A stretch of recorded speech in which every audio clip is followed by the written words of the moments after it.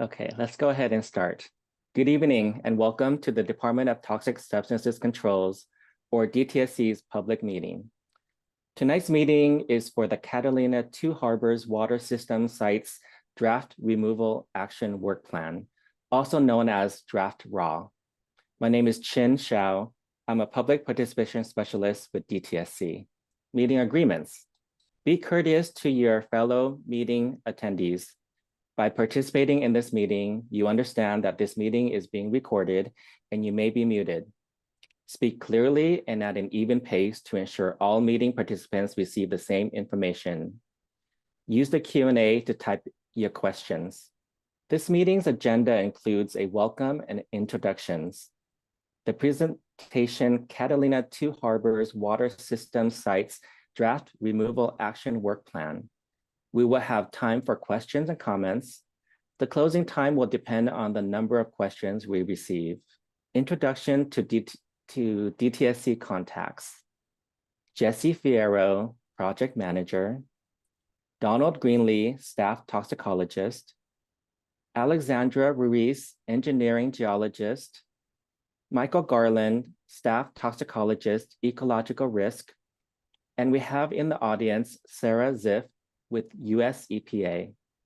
Public comment period and ways to comment. The comment period started on May 20th and will end on June 19. Please submit comments by email or US postal mail to Jesse Fierro by midnight June 19. I would like to introduce Project Manager Jesse Fierro. She will be giving tonight's presentation on the proposed Removal Action Work Plan. Jesse? Thank you, Chin.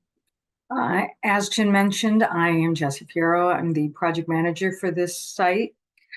I just want to let you know a few things about the Department of Toxic Substances Control. DTSC is a department within California Environmental Protection Agency. Our mission is to protect California's communities and the environment, to oversee investigations, cleanup of hazardous substances and hazardous waste released into the environment. The Catalina water supply pipeline spans about 9 miles and is located on the western side of Catalina Island, as shown here in this figure. This draft removal action work plan, or RAW as we'll call it, has been prepared to address the soil contamination from decommissioned pipeline segments that are along the existing pipeline. The figure also shows blue dots. These are the decommissioned pipeline segment locations, and the pipeline itself is planned to be removed and replaced at some time in the future.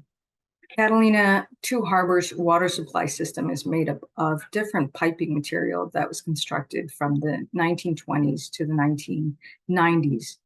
Portions of the pipeline are steel pipes coated with asbestos containing coal tar exterior wrap and interior coal tar enamel. This photo of one of the areas shows where the pipeline is above ground. All right, this diagram shows the investigation cleanup process that we have under California's Health and Safety Code, which DTSC utilizes. U.S. Environmental Protection Agency is providing oversight of the polyfluorinated biphenyls, or PCBs, as part of the Toxic Substances Control Act. The site has undergone soil investigations and is now at the remedy selection phase. The removal action work plan has been drafted, reviewed by DTSC for adequacy, and has been provided to the public for review. The document, a document is also prepared to meet the California Environmental Quality Act, also known as CEQA. DTSC is the lead agency under this process, and we have prepared a notice of exemption for this cleanup action. Once the public comment period ends, DTSC considers all comments before we determine whether or not to approve the draft or recommend modifications. If the RAW is approved, the responsible party can implement the removal activities. These activities are documented in the removal action completion report, which is the next phase. And this is to ensure the soil with elevated levels of contamination is addressed and removed. The DTSC project team then reviews the completion report to determine whether the work is adequate and if additional removal is needed. If DTSC agrees with the findings of the completion report, we can provide a certification for the removal action. Once we know the history or operations at a site, we can look for what kinds of contaminants we might find at the site and test for those and other common contaminants. In 2014, Southern California Edison evaluated the presence of PCBs in the water supply pipeline. Typically, PCBs are found in coolants and lubricants that are used in capacitors, transformers, and other electrical equipment. Here, PCBs were used in coal tar enamel wrap as a corrosion inhibitor when the pipeline was installed in the 1960s. In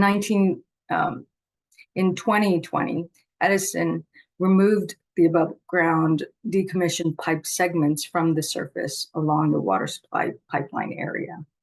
PCB and polycyclic aromatic hydrocarbons, also known as PHs, were discovered where the segments were placed and adjacent soil areas. What are PHs? PHs are chemicals produced when coal, oil, gas, or wood are burned. 2020, a standard voluntary cleanup agreement was signed by Southern California Edison and DTSC for site investigation and cleanup.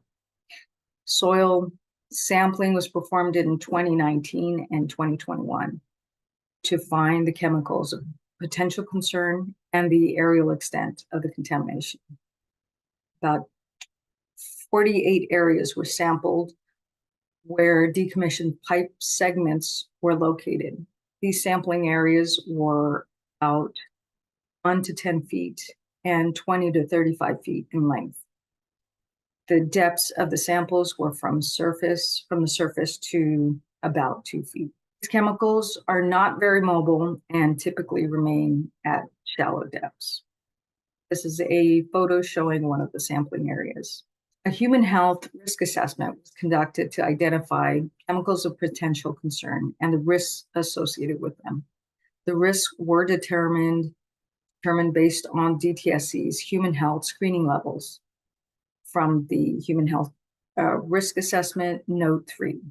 DTSC, or actually a screening level ecological risk assessment was also conducted, and this included assessment of birds, mammals, and plants.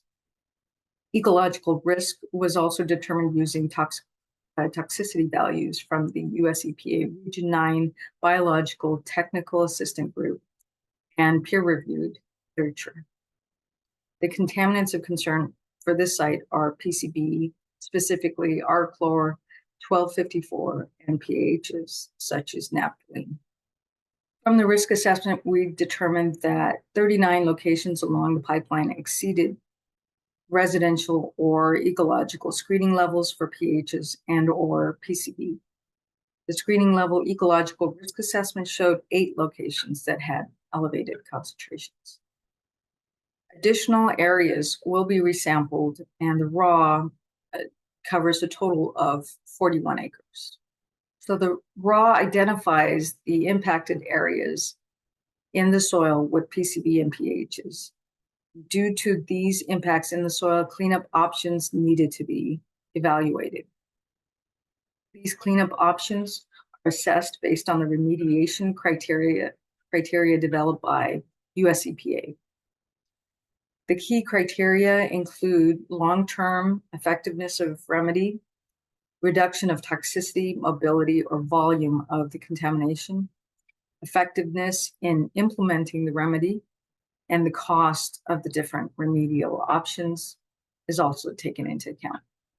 Here we have one of the areas that are part of the removal, part of the raw. So multiple options are outlined in the draft raw. There is no action, which is typically compared to the cleanup options. The raw also considered capping and placing or placing cover material over the contamination. The last option is excavation and offsite removal, offsite disposal. This has been an effective measure at other sites with similar contaminants, and this is the preferred option. This would require removal of all impacted soil up to about 2 feet at the project area. Targeted cleanup goals will be used, and these are associated with the residential risk-based screening levels for PHs and PCBs. Approximately 708 cubic feet of impacted soil will be removed and disposed of at an appropriate offsite facility. The areas will be backfilled with clean fill. This is a diagram, as I mentioned, of one of the removal areas. This is about 5 feet in length. And here's a list of some safety precautions that will be implemented during the cleanup. Soil wetting as needed to prevent dust from being generated, and this follows the South Coast Air Quality Management District Rule 403. Orange safety cones will be used to identify the work area to alert potential traffic. Access roads that lead to each excavation location will be closed at key locations to avoid traffic from entering the work area. Caution tape will also be used to delineate the work area at each soil excavation area, and trench plates or a similar material will be used to cover open excavations at the end of each day or during non-working hours.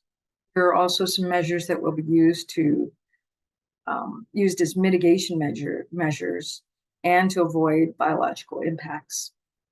The Habitat and Resource Assessment supports CEQA and other local, state, and federal requirements. This assessment evaluated potential impacts to natural resources during proposed activities. Although the assessment determined that potential impacts would not be significant, it recommended the following protective measures: surveys done before removal actions by a qualified biologist to determine sensitive resources and establish an appropriate buffer zone.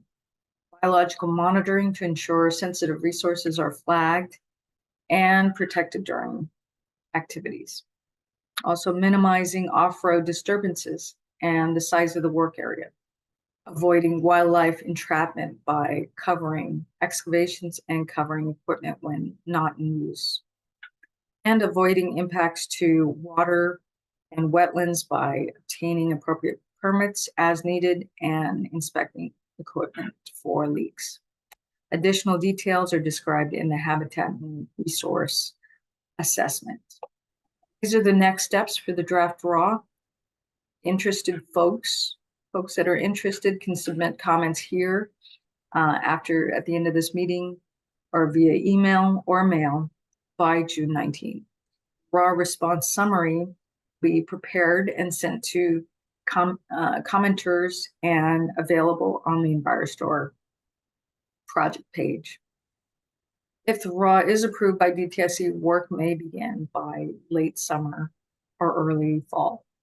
Now I'll pass this over to Chin for questions or comments. Thank you, Jessie. I would like to take this time for questions and comments. Please type your questions or comments in the Q&A tab. If you would like to ask your question verbally, you may raise your hand by clicking the raise hand button or by pressing *9 on your phone dial pad. We will take your questions in the order they come in. So I'll give a few moments for you to type in your question or raise your hand. So far, no raised hands, no questions. Okay, then. Let's go ahead and conclude this meeting. Last call, any questions? All right. Well, thank you for joining us this evening. We hope you found the presentation to be informative. Thank you and good night.